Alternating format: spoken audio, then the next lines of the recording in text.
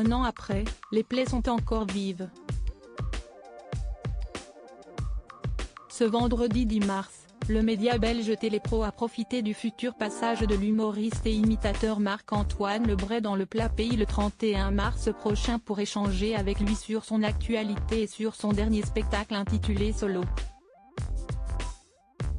Durant cette interview, l'ex-participant de Mask Singer s'est notamment confié sur la perte de son père survenue le 1er mars 2022, alors qu'il s'apprêtait à se lancer face au public avec son nouveau spectacle seulement quelques jours plus tard.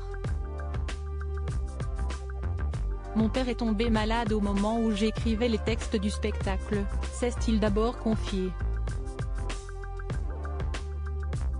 Je lui faisais les blagues pour savoir si c'était drôle.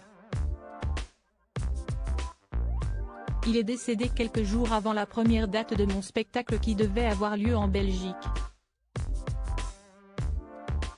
Si est un moment particulier car c'était dramatique et en même temps, j'étais dans un changement de mon spectacle, a déclaré le compagnon de Marie-Ange Casta. Une douleur qui reste encore bien présente, l'humoriste ayant dévoilé auprès de nos journalistes il y a quelques semaines qu'il pensait à son père chaque soir avant de monter sur scène. Marc-Antoine Lebray, l'importance qu'il accorde à sa famille face à ce vide dans sa vie, l'humoriste semble accorder d'autant plus d'importance à sa famille et à ses proches. Auprès de Paris Match, en février dernier, Marc-Antoine Lebray confiait pouvoir compter sur le soutien de sa femme, Marie-Ange Casta, qui s'occupe également de la mise en scène du spectacle ainsi que sur leurs 2 filles. À propos d'elle, Marc-Antoine Lebray reconnaissait récemment qu'il était assez protecteur avec ses enfants.